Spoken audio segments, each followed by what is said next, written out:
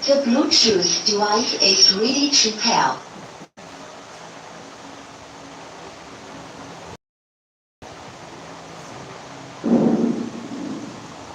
Namaskar, brothers and sisters, ladies and gentlemen, students and scholars, teachers and trainers, professors and professionals, listeners and learners, students of English literature, language and grammar, the most amiable present Prime Minister Narendra Modi ji, respected ministers and doctors, honorable advocates, advertisers, administrators and advisors, reverend fathers and mothers, affectionate sons and daughters. Dr.RK from USA, heartily, cordially welcome all of you. It is really nice time, nice place, nice section listening the truth of science and spirituality with language to literature. Dear friends, you have studied John Milton.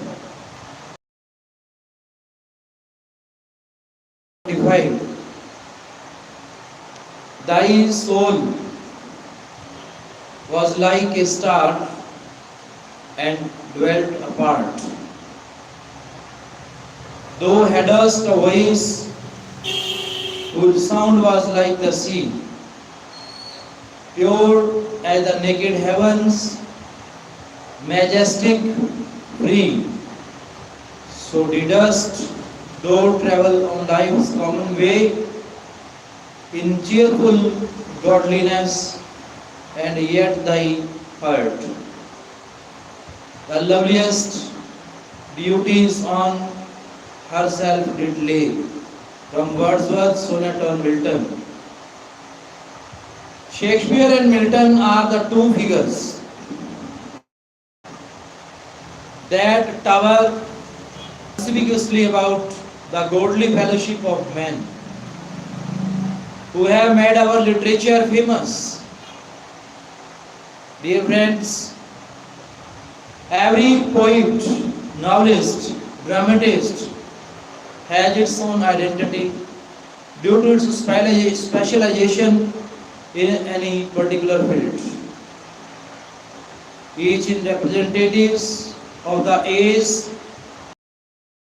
used him, and together they form a suggestive commentary upon the two forces that rule over human, the force of impulse and the force of a fixed purpose. Shakespeare is the poet of impulse. Fears, jealousies, and ambitions that swayed the man of his age. Milton is the poet of steadfast will and purpose, who moves like a god amid the fears and hopes and changing impulses of the world, regarding them as trivial and momentary things that can never sphere a great soul from its course. Dear friends, those who are preparing NET examination, especially in English literature, language and grammar, in both the competition, in NET and SLET, every candidate must know the autobiographies, short stories, background of the poet. Help you to understand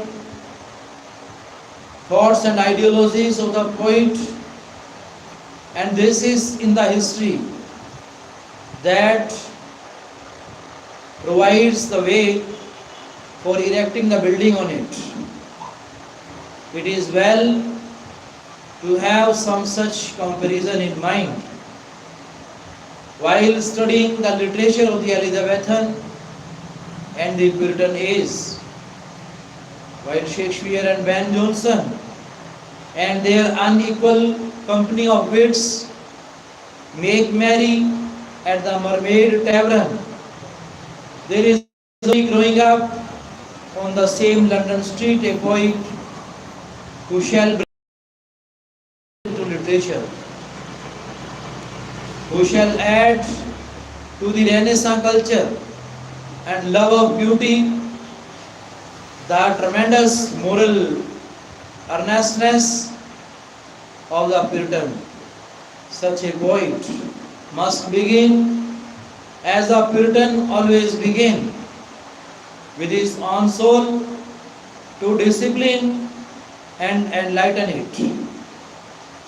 Before expressing its beauty in literature, he that would hope to write well hereafter in loable things, says Milton, ought himself to be a true poem, that is, a composition and a pattern of the best and most honorable things.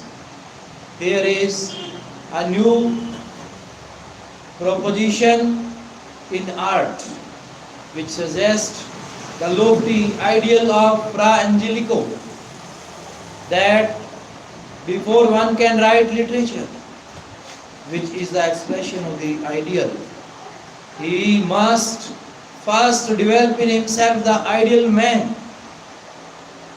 because Milton is human. He must know the best in humanity. Therefore, he studies, giving his days to music, art and literature, his nights to profound research and meditation. But because he knows that man is more than praise, depending, as he tells us, on devout prayer to that eternal Spirit who can enrich with all utterance and knowledge. Such a poet is already in spirit far beyond the Renaissance, though he lives in the autumn of its glory and associates with its literary masters. There is a spirit in him, says the old Hebrew poet, and the inspiration of the Almighty him understanding. Here, in a word, is a secret of Milton's life and writing. Hence his long silences, years passing without a word, and with the sublime announcement, the Spirit of the Lord is upon me. Hence his style, producing an impression of sublimity, which has been marked for wonder by every historian of our literature. His style was unconsciously sublime, because he lived and thought consciously in a sublime atmosphere. How was the life of Milton? Milton is like an ideal in the soul, like a lofty mountain on the horizon. We never attain the ideal, we never climb the mountain, but life would be inexpressibly powerful, inexpressibly poor, were either to be taken away. From childhood, Milton's parents set him apart for the attainment of noble ends, and so left nothing to change, and so left nothing to chance in the matter of training. His father, John Milton, is said to have turned Puritan while a student at Oxford, and to have been disinherited by his family, whereupon he settled in London and prospered greatly as his scrivener, that is, a kind of notary. In character, the elder Milton was a rare combination of scholar and businessman. A radical Puritan in politics and religion, yet a musician whose hymns and tunes are still sung, and a lover of art and literature. The poet's mother was a woman of refinement and social grace, with a deep interest in religion and in local charities. So the boy grew up in a home which combined the culture of the Renaissance with the piety and moral strength of early Puritanism. He begins, therefore, as the heir of one great age and the prophet of another. Apparently, the elder Milton shared Bacon's dislike for the educational methods of the time, and so took charge of his son's training, encouraging his natural tastes, teaching him music, and seeking out a tutor to help the boy to what he sought most eagerly. Not the grammar and mechanism of Greek and Latin, but rather the stories, the ideals, the poetry that hide in their incomparable literature. At 12 years, we find the boy already a scholar in spirit, unable to rest till after midnight because of the joy with which his study was rewarded. From boyhood to great principles seem to govern Milton's career. One, the love of beauty, of music, art, literature, and indeed of every form of human culture. The other, a steadfast devotion to duty as the highest object in human life.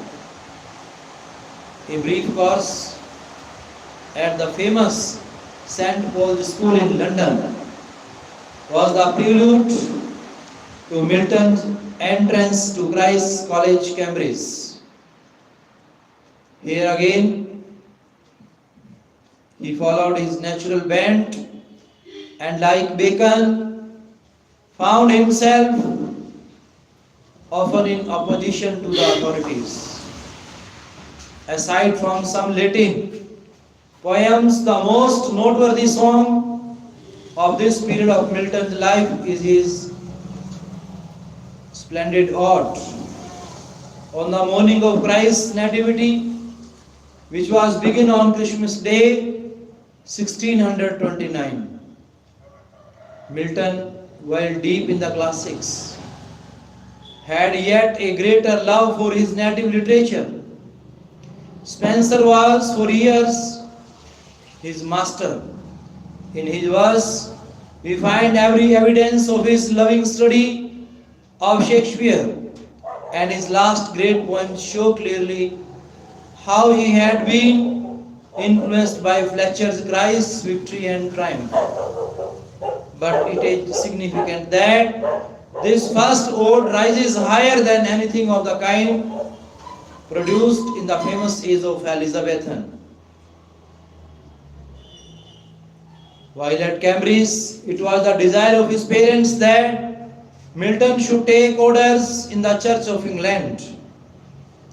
But the intense love of mental liberty which stamped the Puritan was too strong within him, and he refused to consider the oath of servitude, as he called it, which would mark his ordination.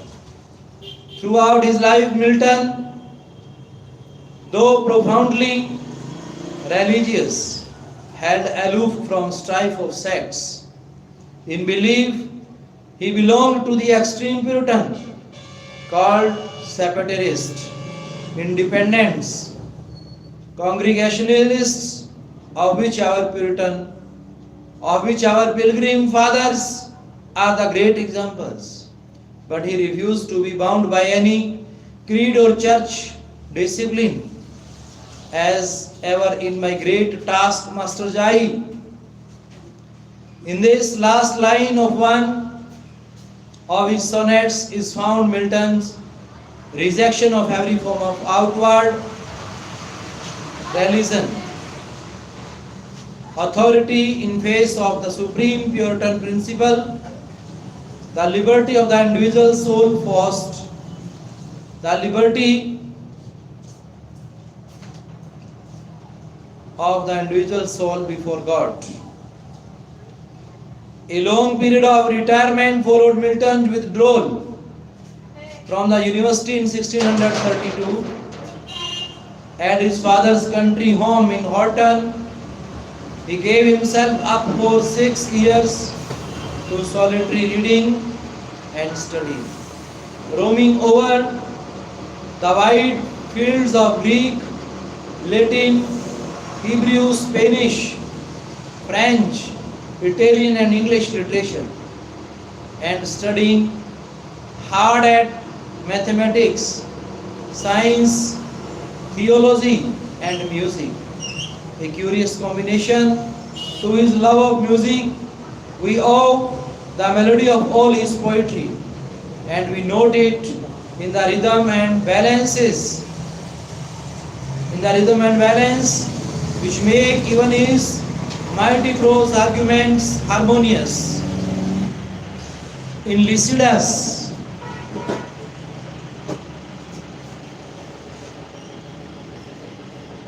El Allegro, second Paneroso, Arcade Arcades, poems and a few sonnets. We have the poetic results of this retirement at Horton. Few indeed, but the most perfect of their kind of that our literature has recorded. Out of solitude, his talent was perfected. Milton entered the busy world where his character was to be proved to the utmost. From the Horton he travelled abroad.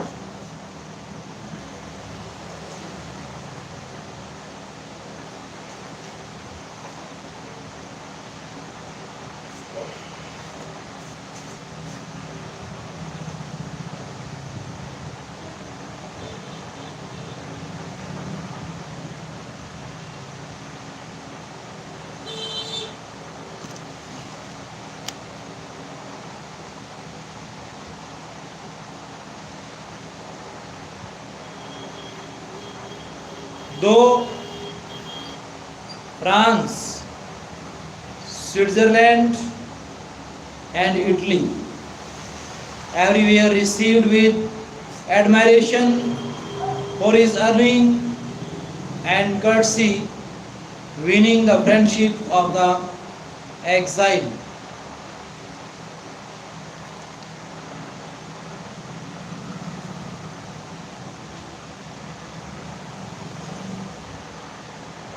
Winning the friendship of the exiled Dutch scholar. Dear friends, this is a short glimpse of Miltonic essays. Our old scholars of the English literature, those who are studying English language, literature and grammar, they must go through writings of Milton. John Milton, who has written Paradise Lost and Paradise Regained. On his 23rd birthday, he celebrates different years of his age as the God's gift.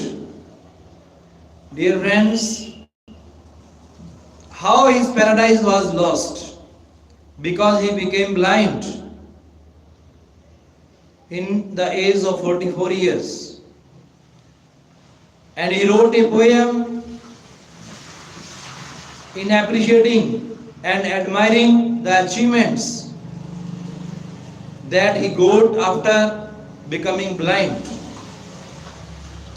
Firstly, he complained for becoming blind, but later on his mystic thought, his spiritual and religious ideas motivated him, encouraged him to be true to the God's services. In his poem he explains, everyone who is working, and if someone is not working, he is also the true servant of God. Because God has utilized numberless and uncounted servants to serve the people in the world. Where there is no presence of any existence of Lord, there is also the existence of God. Later on he felt, after writing a huge literature in praise of the presence of Lord. Dear friends, he also prefers them, those who stand and wait for serving the humanity. Miltonic essays, Miltonic sonnets have the different special place in English literature. He is known as one of the greatest poets of sonnets. Dear friends, Milton basically is known as the religious poet who has written numberless religious thoughts and ideas by interacting and inciting through intuition. Dear friends, how has he felt his soul? He openly celebrated it and entertained, explained for the public that they should never feel fear from any kind of anxiety, depression, frustration. One day they will come up from these narrownesses, inferiorities. Dear friends, everyone's narrownesses, inferiorities, weaknesses may become achievement one day. This is a great lesson. This is a great moral example that was explained by John Milton through his poems, through his philosophy and writings. John Milton, who has made the Indians, not only Indian scholars, but all the world's university wits to be powerful spiritually. If they are weak physically and mentally, emotionally and sensibly, it doesn't matter. But they must be strong to their spirit. And spiritual knowledge makes us the true learner. If you want to be the true learner, speaker, reader, writer and listener of English, whether you are learning any language, you are to go inside. You are to think before thinking. This is the great epitome which was established by John Milton. John Milton, who feels the presence of Lord God in the past, present and future. He says who he is, who he will and who he was. That God or Lord who is omniscient, omnipotent, omnipresent, and almighty. No place in the world is there where there is no presence of the God. God's presence is everywhere. So this is a great lesson which was given by John Milton for our scholars and learners of the universities. Dear friends, what is the true research in it? From the research point of view, our all research scholars may research his journey. How has he traveled and journeyed throughout his spiritual thoughts? How had he thought about this world? And his whole world was related. One word was external and second word was created after his blindness. That was his internal world. So there were two important words in the minds and heart of that Milton. And beyond it, he believes in the spiritual sides of the Lord or God. Dear friends, who is the true observer, examiner and evaluator of the soul? That is the presence of Lord. Everywhere in our human body, if we are friendly with nature, then we feel the presence of Lord in air, fire, soil, sky and water. Even where there is no presence of these five elements, he also does feel the presence of Lord in that atmosphere and environment. So it is really praiseworthy and admirable when we specially study about Miltonic essays, Miltonic novels, Miltonic poems. Dear friends, Milton was totally religious, but after becoming religious, he was multidimensional, multi-sided and multifaceted personality, because he was grown up in a family where there was one side of scholar and second was the of business and commerce. So he was equally good in commerce and business and even scholarly behavior, because he was basically a spiritualistic person. So it was in his thought and mind that we feel through his conduct with the natural elements and objects. Like William Wordsworth, who has been the totally priest of nature. Shakespeare, who is known as the king of literature. And when we go through the poems and writings, we find that he is purely a religious person and spiritualistic one. Dear friends, if you will go through the done poems, he who is a love poet and writes about the metaphysics, known as the metaphysical poet. Dear friends, so these are the his contemporaries on the basis of his, not on the basis of time, but on the basis of his thoughts, ideas and actions that were totally internal. So dear friends, you must go through his writings, readings, speakings and listenings that he has written, his experimental life.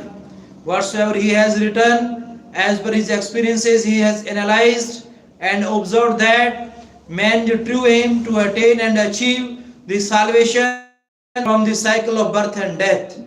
And he openly explained, described that if you want to see the God, if you want to interview God, then you must feel the presence of Lord in five elements. Even in lightless and soundless places, also we feel the presence of Lord. It was proved and advocated, appealed by Milton throughout his philosophy. Our learners of English literature and language, those who are studying in the different universities, they must go through this true research of Miltonic essays that will make them able to feel, think and consider about the wayward thinking of that John Milton, who was basically a religious poet, but he was overall a multi-dimensional personality. Thanks, dear brothers and sisters.